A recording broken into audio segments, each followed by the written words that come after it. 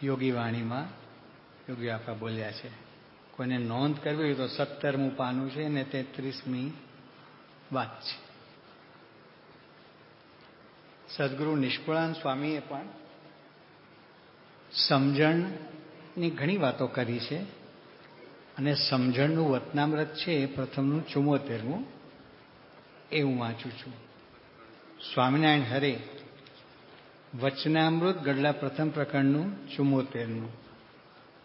સમજણ આપતકાળે કળાય છે.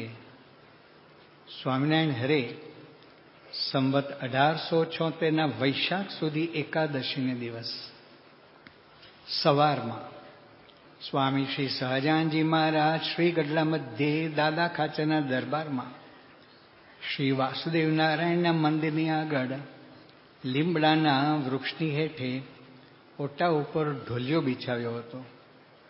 તે ઉપર વિરાજમાન હતા અને સર્વ શ્વેત વસ્ત્ર ધારણ કર્યા હતા ને પોતાના મુખારવિંદની આગળ મુનિ તથા દેશ દેશના હરિભક્તની સભા ભરાઈને બેઠી હતી.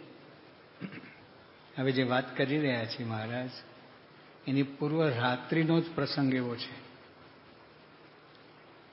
મહારાજે પહોંચતા પહેલા હસનભાઈ પાર્ષદને બોલાવ્યા કે રાત્રે 1:30 વાગે આ જગ્યાએ ગાડું તૈયાર રાખજો, કોઈને જણાવશો નહીં. શ્રીજી મહારાજ ગુપ્ત માર્ગે ત્યાં પહોંચી ગયા. મહારાજ કઈ બાજુ જવું છે?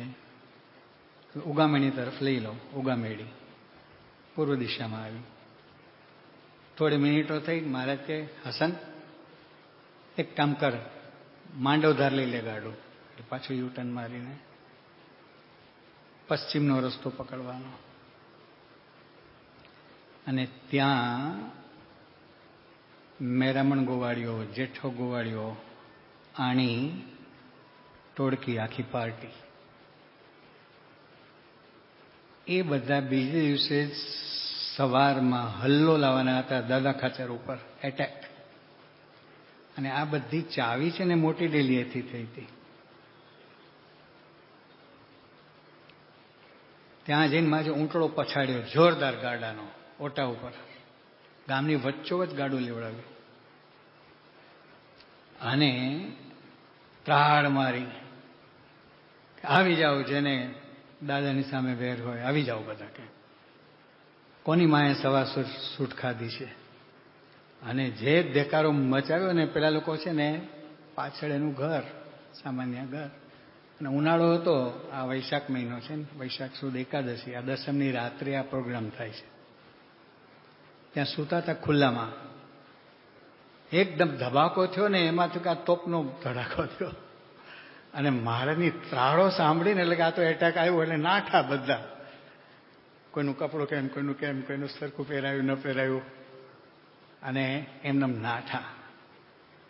અને એની ઘરવાળીઓ હતી ને આવીને શ્રીજી મહારાજ પાસે કરગરવા માંડી કે અમારા એને મારશો નહીં. કે મારે કહેજો બધાને કહી દેજો,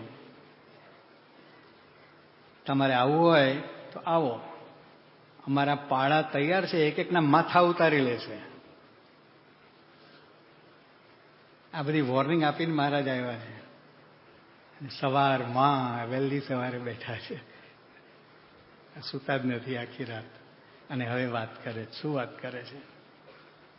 પછી શ્રીજી મહારાજ બોલ્યા છે, જેને જેટલો વૈરાગ્ય હોય અને જેને જેટલી સમજણ હોય ત્યારે તે જ્યારે કોઈક વિષય ભોગની પ્રાપ્તિ થાય અથવા જ્યારે કોઈક આપતકાળ આવી પડે ત્યારે કળાય, પણ તે વિના કળાય નહીં. અને જાજી સંપત કે આપત આવે એની વાત શી કહેવી, પણ યુટર્ન. આ દાદા ખાચરને થોડું જ આપતકાળ જેવું આવ્યું હતું. તેમાં પણ જેનું અંતઃકરણ જેવું હશે તેવું સૌને જણાનું હશે. આની પહેલાંય ઘણા આપતકાળ આવી ગયેલા છે, અત્યારે આપણી પાસે સમય નથી. પછી મુક્તાન સ્વામી બોલ્યા, જે ભગવાનના ભક્તનો પક્ષ તો હૈયામાં રહે છે ખરો, તે પણ સમજીને રહે છે. જે જો સત્સંગનું ઉત્કૃષ્ટપણું હોય તો ઘણા જીવોને સમાસ થાય, અને જ્યારે કાંઈ સત્સંગનું અપમાન જેવું હોય ત્યારે કોઈ જીવને સમાસ થાય નહીં. એટલા માટે હર્ષ શોક જેવું થઈ આવે છે. પછી શ્રીજી મહારાજ બોલ્યા છે, આપણે તો શ્રી કૃષ્ણ નારાયણના દાસ છીએ. તે શ્રી કૃષ્ણ નારાયણને જેમ ગમે તેમ રાજી રહેવું. સત્સંગમાં સમાસ અને અસમાસની વાત મુક્તાન સ્વામી કરી ને કે દાદા ખાસનું અપમાન એ આપનું અપમાન, આખા સત્સંગનું અપમાન જ કહેવાય. મહારાજ મુક્તાન સ્વામીને શું ઉપદેશ આપે છે?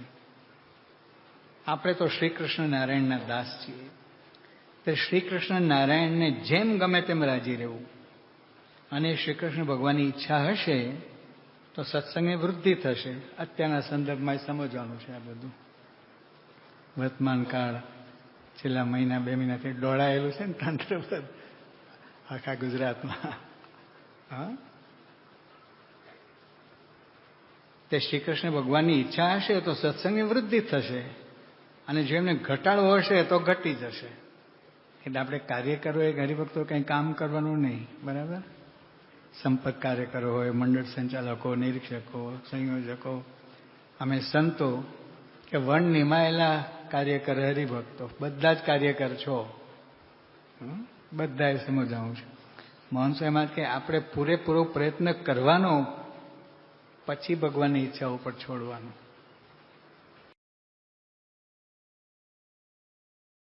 યોગીજી મહારાજના કાર્યને આગળ ધપાવવાનું બળ મળે એને આપ બધા આશીર્વાદ આપશો અને સહકાર આપશો તેવી પ્રાર્થના. બોલતા બોલતા સ્વામીશ્રી અત્યંત લાગણીસભર બની ગયા. તેઓનો કંઠ પણ રૂંધાઈ જતો હતો. શિર છત્ર સમા ગુરુને ગુમાવેનો સંતાપ તેઓના શબ્દે શબ્દે ટપકતો હતો. છતાં પોતાના શિરે આવેલી જવાબદારી નિભાવવામાં સ્વામીશ્રી અદ્ભુત સ્થૈર્ય ધૈર્ય દાખવતા હતા. હાલ જ્યાં યોગી સ્મૃતિ મંદિર છે ત્યાં યોગીજી મહારાજના પાર્થિવ શરીરનો અગ્નિ સંસ્કાર કરવાનું નક્કી કરવામાં આવેલું. આ નિર્ણય લેવાયા બાદ સ્વામીશ્રીએ ખેતીવાડી સંભાળતા ભક્તિ કિશોરદાસ સ્વામીને શાસ્ત્રીજી મહારાજના પ્રાસાદિક ઓરડામાં ધીરે રહીને વાત કરતા કહ્યું, ભક્તિ કિશોર, મોટેરા સંતોને ટ્રસ્ટી મંડળે મળીને અગ્નિ સંસ્કાર માટેનું સ્થળ નક્કી કર્યું છે. જ્યાં આપણે ઘઉં વાવ્યા છે તે સ્થળે વિધિ કરવાનો છે, તો કેમ કરશું?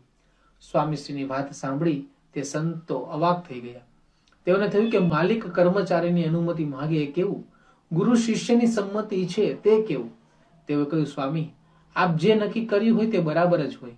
આપે મને પૂછવાનું ન હોય, પણ તમે ઘઉં વાવ્યા છે, મહેનત કરી છે, તેથી પૂછવું તો પડે ને. સ્વામીશ્રીએ જણાવ્યું, જે વખતે પોતાની લાગણીઓના બંધ છૂટી ગયેલા તે સમયે પણ અન્યની લાગણીને લગરે ઠેસ ન પહોંચે એની તકેદારી રાખે તેટલા સ્થિર ધીર સ્વામીશ્રી હતા. તેઓના માનવ પ્રબંધનનો જોટો જડે એમ નથી. જ્યાં પેલા સંત આ મુજબ વ્યવસ્થા કરવા ઉભા થયા પછી સ્વામીશ્રીએ પૂછ્યું, દાતરડા છે? ન હોય તો ખેડૂત સત્સંગીઓના ઘેરથી મંગાવી લેવા. બધું તૈયાર કરો, હું હમણાં હરિભક્તોને મોકલું છું. હાલ રસ્તા તરફના ભાગમાંથી અડધા વઢાવજો અને ટાંકી બાજુના અડધા ભાગના ઘઉં ભલે ઉભા. તેની જરૂર પડશે તો વઢાવી નાખીશું. જ્યાં પેલા સંત આ મુજબ વ્યવસ્થા કરવા ઉભા થયા ત્યાં સ્વામીશ્રીએ પૂછ્યું, આ ઘઉં લીલા છે, તે ઢોરને ખાવા કામ લાગે? 2-3 દિવસ સુધી લીલા રહે ત્યાં સુધી થોડા ખાય, પણ વધારે દિવસો ખાય જાય તો ન ખાય. આ સાંભળી સ્વામીશ્રીએ કહ્યું, વાંધો નહીં.